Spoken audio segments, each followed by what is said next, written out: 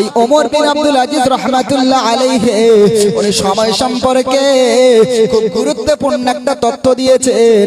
উনি সময় সম্পর্কে বলেছেন ইন্নাল লাইলা ওয়ান নাহারা ফিকা ফা'মাল ফীহিমা।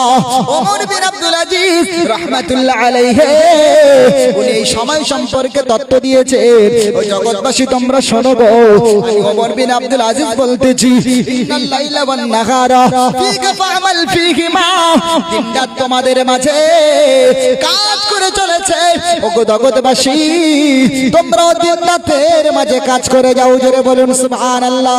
একটু ঈমানের আওয়াজ দিয়ে বলা যাবে না সুবহানাল্লাহ? আপনাটা মিল করে বলা যায় না সুবহানাল্লাহ? এ মুসলমানেরা শুনে রাখেন, দিনরাত আমাদের মাঝে কিভাবে কাজ করে।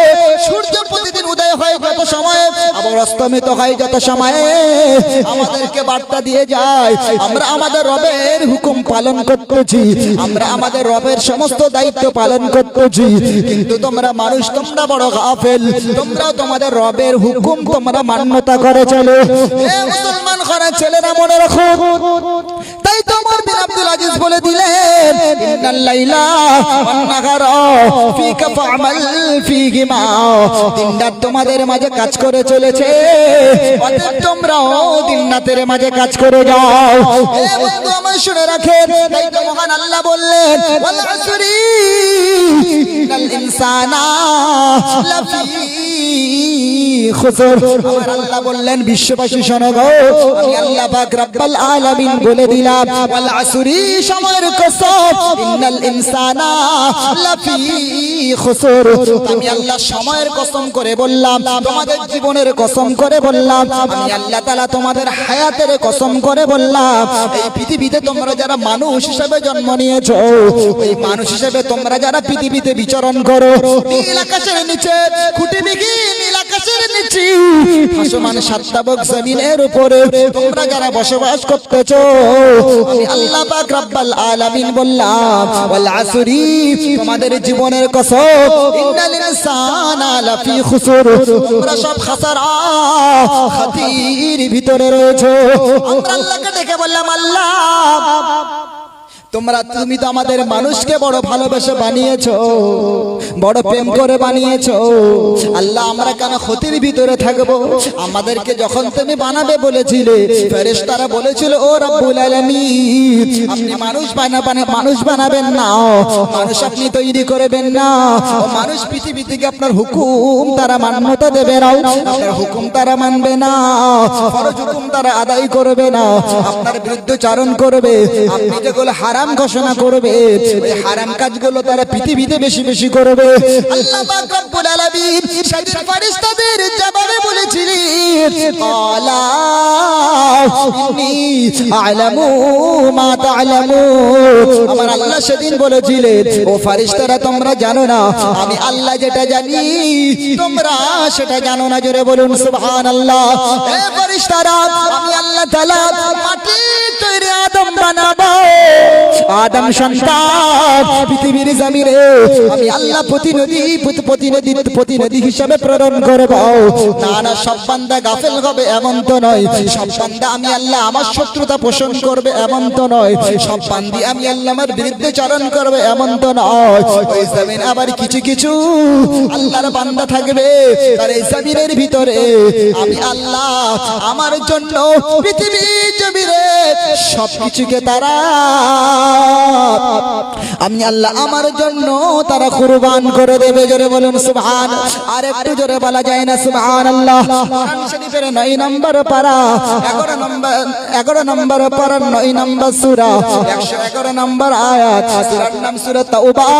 আল্লাহ পাক কোরআনুল কারীমের ভিতরে স্পষ্ট বলেছেন ইন্নাল্লাহা হাশারা মিনাল মুমিনিনা আনফুসাহুম ওয়া আমওয়ালাহুম বিআন্না লাহুমুল জান্নাহ ইউকাতিলুনা ফি সাবিলিল্লাহি ফায়াকতুলুনা ওয়া ইয়কতালুন। কোরআনুল কারীমের ভিতরে আমার আল্লাহ জানান দিয়েছে ইন্নাল্লাহ নিশ্চয়ই এই পৃথিবীর জমিনে ইন্নাল্লাহ আশতারা নিশ্চয়ই কিছু কিছু আমার মুমিন বান্দা রয়েছে, কিছু কিছু মুসলিম বান্দা রয়েছে। না না না না, আমি আল্লাহ তাদের জান এবং মালটাকে আমি আল্লাহ এই পৃথিবীতে কিনে নিয়েছি। অথবা এই বান্দাগুলো মাল দেয় আল্লাহর জন্য দেয়, জান দেয় আল্লাহর জন্য দেয়, সময় ব্যয় করে আল্লাহর জন্য দেয়। আর আমি আল্লাহ তাদেরকে বিনিময়ে আমার বিশাল দরে জান্নাত দান করেছি। জোরে বলুন সুবহানাল্লাহ। আর একটু জোরে বলা যাবে না সুবহান? এ মুসলমান মনে রাখো, আল্লাহ পাক বলে বান্দা শোনো গো, পৃথিবীতে তোমরা প্রচেষ্টা করো সুখের জন্য, সমৃদ্ধির জন্য, শান্তির জন্য, বিলাসিতার জন্য। পৃথিবীতে টাকার পাহাড় তোমরা কামাই করতেছো, ঠকিয়ে হালাল ও হারাম উপার্জন তোমরা করতেছো। বান্দা পৃথিবীতে সুখের তোমরা আশা করো। আর বান্দা শোনো, আল্লাহ বলে দিলাম পৃথিবীতে তোমরা সুখের দেখা কোনোদিন পাবে না। কারণ তোমরা আজকে জওয়ান আছো, আর কালকে তোমরা যুবক ছিলে, আজকে তোমরা বাল্যকালে উপনীত হয়ে গেছো। অনেকে বৃদ্ধ হয়ে গেছে, অনেকে আবার কিছুদিন পরে কবরের ভিতরে চলে যাবে। অনেকে সেদিন সুস্থ ছিল, আজ অনেকে দুর্বল হয়েছে। হয়েছে না হয়নি? কবি বলেছে জীবন ছিল তোমার বরফের মতো, গলিতে গলিতে দেখো হয়ে গেছে ক্ষত। যে হাত দিয়ে তুমি মেরেছিলে কি, সে হাতের চামড়া দেখো আজ হয়ে গেছে ঢিল। যে চোখ দিয়ে তুমি দেখিতে পারছো না, সে সোনার চোখ দেখো আজ চশমা ছাড়া আর কিছু দেখিতে পায় না। এ বন্ধু আমার মনে রাখে, পৃথিবীর জমিনে তুমি সুখ সমৃদ্ধির চিন্তায় পৃথিবী বিচরণ করো। আল্লাহ বলে পৃথিবী সুখের জায়গা নয়। আর দুনিয়া উসজুরুল মুমিনিন ওয়া জান্নাতুল কাফিরিন। মুমিন পৃথিবীতে চলে জেলখানার ন্যায় জীবন পালন করে, আর কাফের চলে জান্নাতের ন্যায়। তবে বান্দা শোনো, পৃথিবীর জমিনে সর্বশেষ যে ব্যক্তি একজন ভ্যান চালক, রিকশা চালক, দোকানওয়ালা, ফুচকাওয়ালা, মেথর এমনি করে অন্য কোন কাজ কারবার করে গো, এমন বান্দা সবচেয়ে শেষে জান্নাতে যাবে। সবচেয়ে শেষে জান্নাতে জানেওয়ালা ব্যক্তিকে আমি আল্লাহ তাআলা এই পৃথিবীর চেয়ে 10 গুণ বড় জান্নাত আমি আল্লাহ আমি দান করে দেব। আর একটু জোরে বলা যাবে না, এটা খুশি হয়ে বলা যাবে না।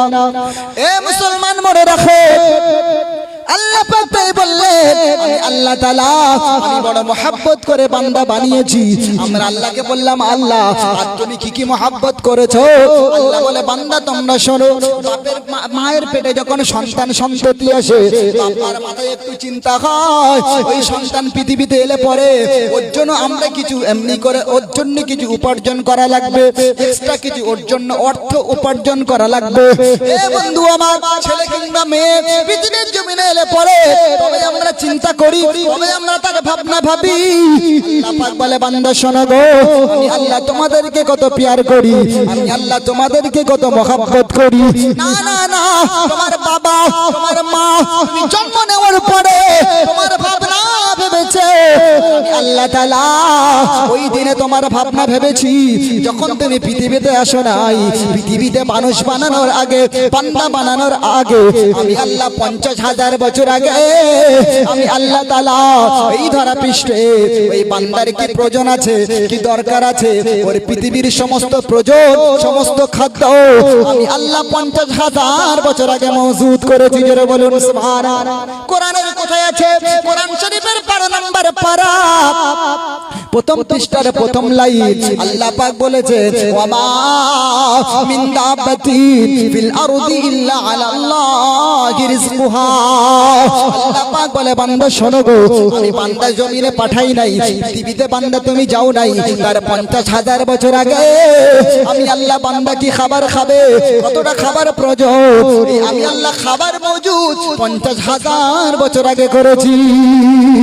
এ মুসলমান শুনে রাখো, এরপরে আপনি পৃথিবীর জমিনে চলে এলেন, পৃথিবীর জমিনে আসার পরে আল্লাহ পাক বলেছে বান্দা শোনো গো, বান্দি শোনো গো, আমি আল্লাহ তোমার এত নিকটে আছি। কোথায় আছি জানো? পৃথিবীতে তুমি গেছো, তোমাকে আমি আল্লাহ একলা ছাড়ে নাই, একলা ছাড়ে নাই।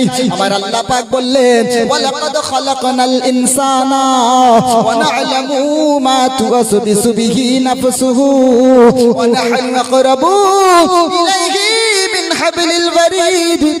26 নম্বরে পারার 18 নম্বর পৃষ্ঠার প্রথম নম্বরে লাইন। সূরার নাম হলো সূরাতুল কফ। আল্লাহ পাক বলে বান্দা শোনো গো, তোমাকে পৃথিবীর জমিনে প্রেরণ করা হলো, পাঠানো হলো। পৃথিবীর জমিনে পাঠানোর পরে আমি আল্লাহ তাআলা তোমাদের এমনি এমনি ছেড়েছি, এমনি না এমন নয়। আমি আল্লাহ প্রতিটা মুহূর্তের প্রতিটা সেকেন্ডে তোমাদের সঙ্গে গাঢ়তর সম্পর্ক রেখেছি। বান্দা শোনো গো, তখন তোমাদের কি প্রয়োজন? তোমরা তোমাদের বাপকে বলো নাই, মাকে বলো নাই, প্রতিবেশী কেউ জানে না, বন্ধু বান্ধব কেউ শোনে না, কেবল তোমরা মনে মনে ভাবনা ভেবেছো আর মনে মনে করে আল্লাহ এটা আমার প্রয়োজন, এটা হলে ভালো হতো, এটা আমার দরকার ছিল, এটা তুমি দিলে আমি বড় খুশি হয়ে যেতাম। বাপকে বললে না, মাকে বললো না, স্বামী স্ত্রীকে বললো না, স্ত্রী স্বামীকে বললো না। বান্দা তুমি ঘরে শুয়ে শুয়ে কেবল মনে মনে করেছো। আল্লাহ পাক বলে বান্দা শোনো গো, আমি আল্লাহ মনে মনেরটা খবরটা শুনি, মনে মনেরটা শুনে আমি আল্লাহ গায়বী ভাবে, আমি আল্লাহ কুদরতি ভাবে, আমি আল্লাহ তাআলা তোমার জরুরাত আমি আল্লাহ পূরণ করে দিই। আরেকটু জোরে বলা যাবে না? আরেকটু জোরে গলায় বলা যাবে না? আল্লাহ বলে বান্দা শোনো গো, আমি আল্লাহ থাকি, তোমরা কি শুনবে? ওয়া নাহনু আকরাবু ইলাইহি মিন হাবলিল ওয়ারিদ। আল্লাহ পাক বলে বান্দা শোনো, তোমাদের ঘাড়ের যে শিরা রয়েছে তার থেকে বেশি নিকটে আমি আল্লাহ তাআলা 24টা ঘন্টা তোমাদের সঙ্গে আমি আল্লাহ আমি হাজির থাকি। মনে করি আল্লাহ মসজিদে আছে, কেউ মনে করে মন্দিরে গেলে স্রষ্টাকে পাওয়া যায় না। ওই যে ঈশ্বরচন্দ্র বিদ্যাসাগর বলেছেন, জীবে প্রেম করে যেজন সেজন সেবিছে ঈশ্বর। যে মানুষকে ভালোবাসে তাকে স্বয়ং আল্লাহ ভালোবাসে। হাদিস বলেছে আরহামুকুমুন নাস আরহামুকুমুল্লাহ, যে মানুষকে ভালোবাসে তাকে আল্লাহ ভালোবাসে। মাল্লা ইয়ারহাম, আর যে মানুষকে ভালোবাসেন আল্লাহ ইয়ারহাম, আমার আল্লাহ তাকে ভালোবাসেন না। সুবহানাল্লাহ বলে। হাদিস শরীফে খুব সুন্দর নবীজি একটা তথ্য হাদিস বর্ণনা করেছেন। ওই ব্যক্তি তোমাদের মধ্যে ততক্ষণ পূর্ণ মুমিন হতে পারবে না, সে যতক্ষণ না নিজের জন্য যেটা পছন্দ করে অন্যের জন্য সেটা পছন্দ করবে, ততক্ষণ সে পূর্ণ মুমিন হতে পারবে না। একবার জোরে বলুন সুবহানাল্লাহ। এ মুসলমান মনে রাখেন, আল্লাহ পাক রব্বুল আলামিন, ভাই আল্লাহ পাক বললেন, আমার আল্লাহকে আমরা জিজ্ঞাসা করলাম, আল্লাহ তুমি এত ভালোবেসে বান্দা বানিয়েছো, ওই বান্দাকে তুমি ক্ষতির ভিতরে কেন রেখেছো? কারণ কোরআনে তুমি বলেছো ওয়াল আসরি ইন্নাল ইনসানা লাফি খুসর ইল্লাল্লাযীনা আমানু। মহান আল্লাহ বললেন বান্দা শোনো গো, আমি আল্লাহ বলে দিলাম তারাই কেবল ক্ষতির হাত থেকে বেঁচেছে, সবাই ক্ষতির ভিতরে নয়, তারাই ক্ষতির হাত থেকে বেঁচে গেছে যারা ঈমান আনয়ন করেছে। জোরে বলুন সুবহানাল্লাহ। আর একটু জোরে বলা যাবে না? তাহলে এতক্ষণ আল্লাহ বলেছেন বান্দা সব ক্ষতির ভিতরে, তবে আল্লাহ বললেন তারা ক্ষতির হাত থেকে বেঁচে গেছে যারা পৃথিবীর জমিনে ঈমান আনয়ন করে ফেলেছে। এ বন্ধু আমার শুনে রাখেন, কোরআনের একাধিক আয়াতের ভিতরে আল্লাহ তাআলা বলেছে যারা ঈমান আনবে, ঈমান আনয়ন করবে, আমি আল্লাহ আমার উপরে যারা বিশ্বাস স্থাপন করে নেবে, আমি আল্লাহ তাআলা বলে দিলাম না না পৃথিবীর জমিনে পৃথিবীর কোন শক্তি তাদের উপরে হামলা মাফ করতে পারবে না, পৃথিবীর কোন শক্তি তাদের উপরে এমনি করে কৃতিত্ব চালাতে পারবে না, কেউ তাদের ভয় দেখাতে পারবে না, কেউ তাদের মাল মেরে দিতে পারবে না। কারণ ইমানদার যারা হবে, মুমিন যারা হবে, মুসলমান যারা হবে, 100% ঈমান যারা আল্লাহর উপরে আনয়ন করবে, আমি আল্লাহ তাআলা আমি রব জানিয়ে দিলাম ওই বান্দার সমস্ত হেফাজতের দায়িত্বটা আমি আল্লাহ আমার নিজ হাতে গ্রহণ করব। জোরে বলুন সুবহান। আর একটু জোরে বলা যাবে না? তাফসীর কারকেরা লিখেছেন ওয়াল আসরি ইন্নাল ইনসানা লাফি খুসর। আল্লাহ পাক রব্বুল আলামিন উনি এক নম্বরে বললেন বিশ্ববাসী শোনো গো, আমি আল্লাহ তোমাদেরকে স্পষ্ট ভাষায় খুব ক্লিয়ার ভাবে বলে দিই, আমি আল্লাহ বলে দিলাম তামাম পৃথিবীর যত মূল্য রয়েছে তার থেকে অধিক মূল্য আমার আল্লাহ তাআলা বলেছেন যারা আসরের নামাজ পড়ে নাই, ওই আসরের নামাজ পড়নেওয়ালাদেরকে আমার আল্লাহ তাআলা এই পৃথিবীর চেয়ে অনেক গুণে বেশি আমার আল্লাহ ওদের আমলনামায় আমার আল্লাহ তাআলা সওয়াব এনায়েত করে থাকেন। জোরে বলুন সুবহানাল্লাহ। আর একটু জোরে বলা যায় না সুবহানাল্লাহ? এ বন্ধু আমার যুবকেরা, কাল লাগি এলাকা নজনেরা তাই তো শুনে রাখে তাফসীর কারো লিখে দিয়েছে, যদি কোনো আল্লাহর বান্দা ধরা পৃষ্ঠে প্রভুত্ব কল্যাণ পেতে চায়, আমার স্রষ্টার দেওয়া রহমতের করুণার অন্তর্ভুক্ত হতে চাই, নিজের সংসার জীবনে লাভবান হতে চাই, নিজের সংসার জীবনে যদি বরকত পেতে চায়, তাহলে ওই ব্যক্তিটা প্রথম নম্বরে আসরের নামাজ যেন পড়ে নেয়। জোরে বলুন সুবহানাল্লাহ। এ মুসলমানেরা মনে রাখো, আমরা মনে করি বাহ্যিক দৃষ্টিতে যারা পৃথিবীতে অনেক টাকা কামিয়ে নিয়েছে তারা বড় হয় অনেক ধনী ব্যক্তি। না রে বান্দা, শুনে রাখেন, কঠিন হাসরের ময়দানে আমার নবীজি সোনার জবানে বলেছেন, যারা 5 ওয়াক্ত পাঁচগানে নামাজ আদায় করে, ওই নামাজি ব্যক্তির চেয়ে কোনো ধনী ব্যক্তি এই পৃথিবী জমিনে আর থাকতে পারে না। জোরে বলুন সুবহানাল্লাহ। আর একটু জোরে বলা যায় না সুবহানাল্লাহ? তাই তো মহান আল্লাহ বললেন, আল্লাহ আসরি, সময়ের কসম, আল্লাহ তাআলা আসরের নামাজের কসম করেছে। আল্লাহ পাক বললেন, শোনো গো, পৃথিবীতে যারা সংসার জীবনে লাভবান হতে চাও, প্রভুত্ব কল্যাণ পেতে চাও, আমার স্রষ্টার দেওয়া রহমতের করুণার অন্তর্ভুক্ত হতে চাও, আমি আল্লাহ পাক বলে দিলাম, তোমরা নামাজের আসরের নামাজটা পড়ে নাও, আসরের নামাজ যেন ছেড়ে দিও না। মাওলানা আশরাফ আলী থানভী রাহমাতুল্লাহ আলাইহি উনি ওনার কিতাবের ভিতরে লিখেছেন, গোটা দুনিয়া বিখ্যাত, জগৎ বিখ্যাত আলেম মাওলানা আশরাফ আলী থানভী রাহমাতুল্লাহ আলাইহি উনি ওনার কিতাবের ভিতরে ব্যাপারে লিখেছেন, যদি কোন আল্লাহর বান্দা আসরের নামাজের পরে শয়ন করে ঘুমিয়ে যায়, তবে ওই ব্যক্তিটা মাজনুন, অর্থাৎ পাগল হয়ে যাবে, পাগল হয়ে যাবে। তার স্মৃতিশক্তি আস্তে আস্তে দুর্বল হতে লাগবে, স্মৃতিশক্তি তার লোপ পেতে থাকবে। একটা পর্যায়ে দেখা যাবে ওই ব্যক্তিটা ধরা পৃষ্ঠে পাগলে রূপান্তরিত হয়ে যাবে। আপনারা আসরের নামাজের পরে কেউ ঘুমান নাকি? এখানে মাওলানা আশরাফ আলী থানভী ওনার কিতাবে বলেছেন, যদি কোন ছেলে মেয়ে আসরের নামাজ পড়ে শয়ন করে ঘুমিয়ে যায়, তাহলে ওই ব্যক্তিটা কি হবে?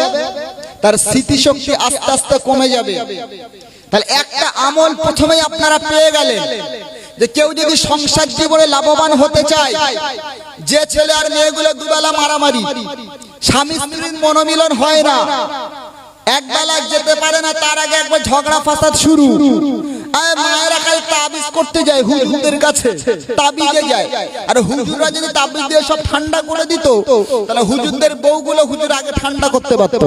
এখানে না বলে, হুজুরদের বাড়ির খোঁজ নিয়ে দেখবেন কি অবস্থা, তাহলে হুজুরদের কাছে খুব একটা যাবে। আমার উপরে থুতু ফেললে নিজের গায়ে পড়ে, আমিও তো হুজুরদের মধ্যে। বলে দিই, আজকে যখন আপনারা বসে আছেন, মায়েদেরকে বলবো, যে মহিলাগুলো স্বামী মানে আপনার কথা শোনে না, ঝামেলা হয় সংসারে, আপনার বরকত পান না, আয় উপার্জন করে কিন্তু থাকে না, এদিক ওদিক থেকে খরচ হয় না, হয় না। তো আল্লাহ রাসূল সাল্লাল্লাহু আলাইহি ওয়াসাল্লাম বলেছেন, আসরের নামাজের পরে ওই ঘরওয়ালা ঘরওয়ালি যেন শুয়ে না যায়, তারা তাদের কাজে যেন লেগে যায়, তাহলে পৃথিবীতে ওই ব্যক্তিটা প্রভুত্ব দেওয়া রহমত এবং কল্যাণের অন্তর্ভুক্ত হতে পারবে। জোরে বলুন সুবহানাল্লাহ। আগা মুসলমান ঘরে ছেলেরা মনে রাখুন, তাফসীর কালে অন্যত্র লিখেছেন, আমার আল্লাহ পাক কোরআনের ভিতরে সূরা আসরের আসর বলতে ওয়াল আসরি, আমার আল্লাহ যে সময়ের কসম করেছেন, এই সময় বলতে আমার আল্লাহ তাআলা আমাদের টোটাল জীবনটাকে আমার আল্লাহ বুঝিয়েছে, আমাদের টোটাল জীবনটাকে আমার আল্লাহ সময় বলে আখ্যায়িত করেছেন, আখ্যায়িত করেছেন। এ বন্ধু আমার মনে রাখেন, আমাদের জীবনের মূল সম্পদ হলো সময় আছে। তাই বন্ধু, আজকে আমরা জীবিত আছি, আমরা শ্বাস প্রশ্বাস নিতে পারি, আমরা জমিনে চলতে পারি, আমরা কথা বলতে পারি, এমনি করে আমরা পৃথিবীতে বিচরণ করতে পারি।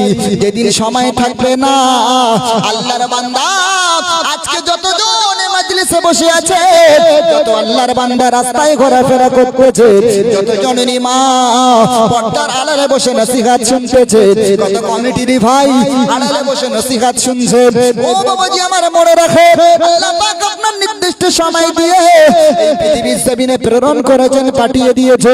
ওই সময়টুকু আপনি পৃথিবীর জমিনে বাঁচতে পারবেন, বিচারণ করতে পারবেন। যেদিন সময় শেষ হবে, কবর আপনাকে ডেকে নেবে, আপনি পৃথিবী থেকে অ্যাবসেন্ট হয়ে যাবে, হারিয়ে যাবেন, আপনি চলে যাবেন সময়ের অতল তলদেশে হারিয়ে যাবে।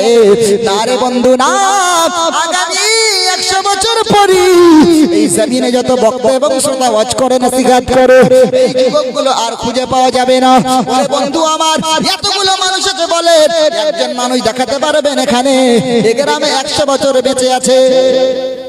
পারবেন না? 100 বছর বাঁচনেওয়ালা গ্রামে নাই। কিন্তু আমি একজন মানুষকে দেখেছি, একাধিক মানুষকে দেখেছি যারা 130 বছর ও 40 বছর পৃথিবীতে বেঁচে আছে। আসামে আমি একটা জায়গায় জলসায় গেছি, মহামায়ার চর নাম বলছি, এখানে রেকর্ড হচ্ছে বায়ান। আসামের একাধিক জায়গায় যাই, আলহামদুলিল্লাহ দীর্ঘ 4-5 বছর আসাম ত্রিপুরাতে যাওয়া আসা করি। তো সেই সুবাদে আসামের মহামায়ার চর একটা জায়গায় আমি মাহফিলে গেলাম 2025 সাল, 24 সালের শেষের দিকে, 25-এর মুখোমুখি একটা রাস্তা দিয়ে যাচ্ছি। আমি সেখানে মাহফিলে কালেকশন করলাম, কিছু মুরব্বি হলো আমার হাতে হাত দিয়ে মুসাফা করে মাদ্রাসা কালেকশনের জন্য মানে দান দিলেন। বলছে আমার 130 বছর বয়স, এখন আমি ফজরের সময় উঠে আজান দিই, সুবহানাল্লাহ বলে।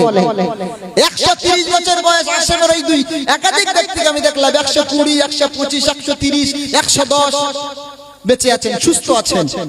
আপনি অবাক হবেন যে তার এত সুস্থ লাইফ লিড করছে কিভাবে, এত দীর্ঘ লাইফ তারা লিড করছে কিভাবে, কিভাবে তারা সুস্থ আছে। জি, তার প্রধান দুটো কারণ আমি আমার এক্সপেরিয়েন্সে খুঁজে পেলাম। নাম্বার 1, আমি দেখলাম আমি আমার এই অল্প জীবনে আমি যত স্টেট ঘুরেছি, পশ্চিমবঙ্গ ছাড়া আদার স্টেট আর পশ্চিমবঙ্গের সব জেলা, তো ঘুরে যেটা দেখলাম যে আসামের মানুষের মতো, আসাম এলাকার মানুষের মতো এত সহজ সরল মানুষ, আসাম এলাকার মানুষের মতো এত সাদা সিধা মানুষ আমি পৃথিবীর অন্য কোথাও দেখিনি। আর আল্লাহ বলেছেন যারা সাদা সিধা, যে যত সহজ, যত সরল, যার ব্রেন যত কম, আল্লাহ তার হিসাব নেবেন তত কম, সুবহানাল্লাহ বলে।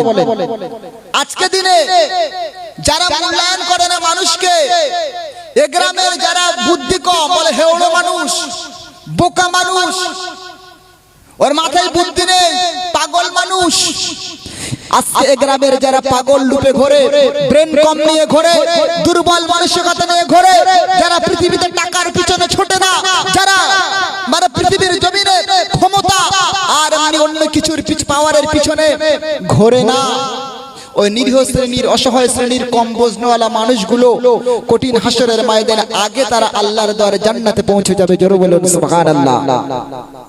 আসাম এমনি আমাদের চেয়ে পিছিয়ে পড়া একটা স্টেট। আমাদের পশ্চিম বাংলায় যতটা উন্নত, এর চেয়ে অনেক পিছিয়ে পড়া তারা। আর মুসলিম এলাকাগুলো দেখে দেখে এমনি তারা ডেভেলপমেন্ট করেনি, কোনো কাজ করেনি। ওই মহামায়া চড়ে গেলাম, রাস্তা নেই।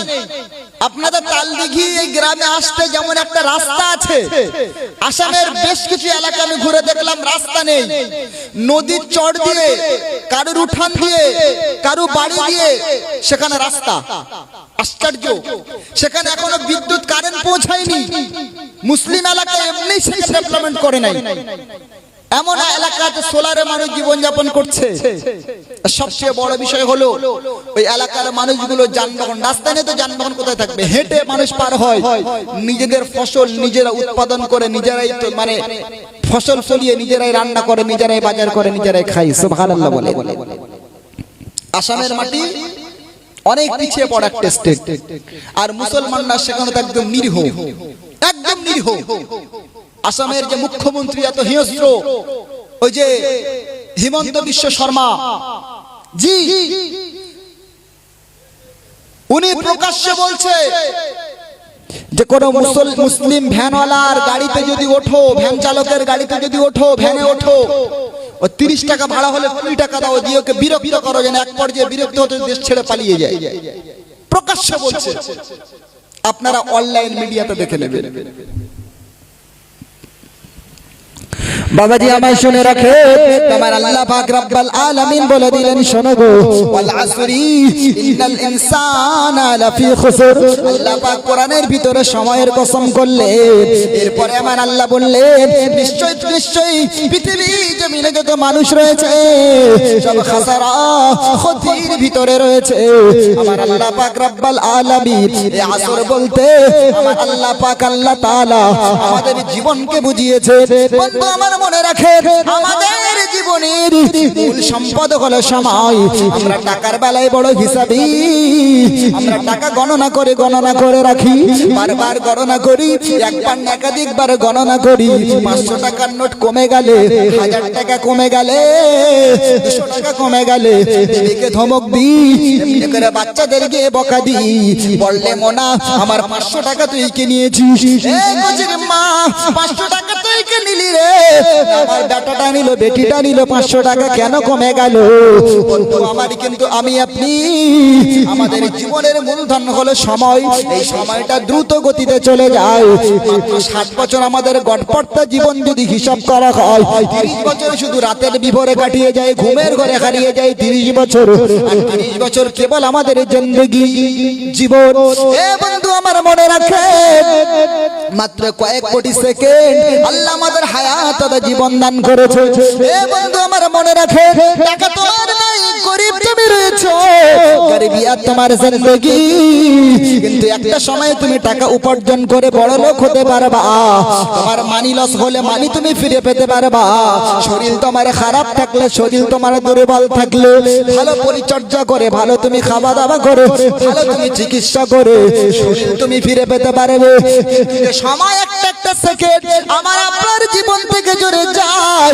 এই সময়টা পুরো ভারতবাসী সবাই যদি একত্রিত হয়ে, সমস্ত প্রযুক্তি যদি একত্রিত করে, মানুষ যদি হাজার চেষ্টা করে, একটা সেকেন্ডের জীবন থেকে যেটা ঝরে যায় ওটা সে ফিরিয়ে আনবে কিয়ামত পর্যন্ত কোশ্চিন কালে সম্ভব নয়। এ বন্ধু আমার মনে রাখেন, তাই হযরত হাসান আল বসরি রাহমাতুল্লাহ আলাইহি উনি ওনার কিতাবের ভিতরে লিখেছে, ইয়া আবনা আদম ইন্নামা আনতা ইয়াউন ফাইদা যাহাবা ইয়াউন যাহাবা বাদুকা। হে আদম সন্তান শোনো গো, আল্লাহ তাআলা কত সময়ের সৃষ্টি করে তোমাকে পৃথিবীর জমিনে পাঠিয়েছে, কিছু মাত্র ঘন্টা, কিছু মাত্র সময় দিয়ে আমার আল্লাহ তোমার পৃথিবীর জমিনে পাঠিয়েছে। যেদিন তোমার এই সময় থাকবে না, একটা দিন অতিবাহিত হয়, তোমার জীবন থেকে ক্রিয়াদংশ চলে যায়, ওই একদিন তুমি কবরের দিকে আগিয়ে চলে যাও। এ বন্ধু আমার মনে রাখো, তুমি হাজার চেষ্টা যদি করো কিয়ামত পর্যন্ত, কিয়ামতের সকাল পর্যন্ত, না না তুমি একটা দিন তুমি ফিরিয়ে আনতে পারবে না। ও আল্লাহর বান্দা, এই গ্রামের কত মানুষ 2025 সালে তারা হায়াতে ছিল, কারো বা আব্বা, কারো বা মা, কারো বা দাদা, কারো বা দাদি, এক বছর পিছিয়ে গেলে তারা সবাই ছিল। আমরা পবিত্র ঈদ উদযাপন করেছি শাওয়াল মাসের পহেলা তারিখে। এই 2026 সালের ঈদে আমরা অনেককে পাই নাই, অনেকে ভারাক্রান্ত, কারণ 2025 সালের ঈদেতে আমরা আমাদের জননী, অনেকের মা ছিল, অনেকের বাবা ছিল, অনেকের দাদা ছিল, অনেকে মুহাব্বতের সন্তান ছিল, আজ 2026 সালে তারা ছিল না। তাই মনে অনেক কষ্ট, অনেক ব্যথা লেগেছে। এ বন্ধু আমার, আমরা এক বছর যদি পিছিয়ে যেতে পারি, তাহলে আমরা আমাদের সেই ভালোবাসার প্রিয়তম ব্যক্তিত্বদের সঙ্গে সাক্ষাৎ পেতে পারবো, আবার তাদের সঙ্গে ঈদ উদযাপন করতে পারবো। বলুন তো বন্ধু আমার, প্রশ্ন আপনাদের কাছে রেখে গেলাম, জবাব আপনারা নিজেরাই নিজেদেরকে দেবেন। তাম পৃথিবীর সমস্ত সম্পদ যদি একত্রিত করে বলা হয় যে আমাদেরকে একটা বছর পিছিয়ে দাও, তাম পৃথিবীর সমস্ত প্রযুক্তি ফেল হবে, একটা বছর কোনোদিন আমাদের পিছনে ফেলতে পারবে না। পারবে? এক বছর ছাড়েন, এক মাস পারবে? সেটা সম্ভব না। এক মাস ছেড়ে দেন, এক সপ্তাহ সেটাও না, একদিন যদি বলা হয়, এক মিনিট যদি বলা হয় যে আপনারা যে একটা মিনিট চলে যায়, এই একটা মিনিট আমাদেরকে ব্যাকে দেন, খোদার কসম तमाम পৃথিবীর সমস্ত প্রযুক্তি ফেল হবে, तमाम পৃথিবীর সমস্ত সম্পদ আপনি দিয়ে দেবেন, তারপরে সমস্ত শক্তি একত্রিত হয়ে একটা সেকেন্ড আমার আপনার জীবন থেকে যে একটা সেকেন্ড ঝরে যাচ্ছে জীবন বৃক্ষ থেকে, এটা কোশ্চিনকাল কিয়ামত পর্যন্ত কেউ ফিরিয়ে দিতে পারবে না। তাই হযরত ওমর বিন আব্দুল আজিজ রাহমাতুল্লাহ আলাইহি যাকে দ্বিতীয় ওমর বলা হয়। দ্বিতীয় ওমর শুধু নামে না, দ্বিতীয় ওমর মানে কি? যিনি খলিফা হযরত ওমরের পূর্ণ অনুকরণ করেই তিনি এই পৃথিবীতে জীবন পরিচালনা করেছিলেন, রাষ্ট্র পরিচালনা করেছিলেন, তাই তাকে দ্বিতীয় ওমর বলা হয়। জোরে বলুন সুবহানাল্লাহ, জোরে বলে। এখন তো শুধু নামে চলে, নামে বলে মুসলমান কেমনে হয়েছো, বলে কেন জন্মের পরে খাতনা দিয়েছে, লিঙ্গের অগ্রভাগ ছেদ করে দিয়েছে, আর কি বলে হাম্বা হাম্বা খাই, আর জুম্মায় মিসকাল মারতে যাই, এই তো মুসলমান আছি আমরা ভাই। তাই তো নাকি? মুসলমানের দায়িত্ব শেষ। কি বলে বলে চোখে দেখতে পায় না, নাম নজর আলী, একটা কথা আছে না? ওর বাপ জীবনে সোনা চোখে দেখেনি, নাম দেখতে সোনালী। রূপের কি বেঢাপ, একদম দেখতে ভালো নয়, বলছে নাম রাখছে রূপালী। আচ্ছা না নেই? যারা বলে রাত 10টার পরে কুকুরের ভয়তে বাইরে বেরোয় না, ওর নাম রাখা যাচ্ছে হিম্মত আলী। আচ্ছা না নেই? বলে তাহলে নাম এক আর কাজ এক, নামের সঙ্গে গুণের কোনো মিল নাই। এমনটা নয় বাবাজি, আমরা মুসলমান, কই মুসলমানের ইসলামের প্রতি দরদ কই, ভালোবাসা কই, ভক্তি কই, আবেগটা কই? এই মজলিস এত টাকা খরচ করেছেন আপনারা, আলহামদুলিল্লাহ। এখানে মানুষের উপস্থিতি কই? এই গুটি কয়েক মানুষের দায়িত্ব নাকি যে এনারা কজন মিলে মজলিসে থাকবে, বাকি কমিটির ছেলে আর গ্রামের মানুষ সব ঘুমিয়ে পড়বে, এখানে ওখানে ঘুরবে? এরকম তো নয়। ইসলাম সবার জন্য, আর ইসলাম আল্লাহ সবাইকে দিয়েই আল্লাহ পৃথিবীতে প্রতিষ্ঠিত রাখবেন, জিন্দা রাখবেন, বলি আলহামদুলিল্লাহ। বাবাজি কমিটির ছেলেদেরকে আমি বারবার ডাকছি, বারবার তাদের দৃষ্টি আকর্ষণ করছি, আপনারা আসেন মজলিসে।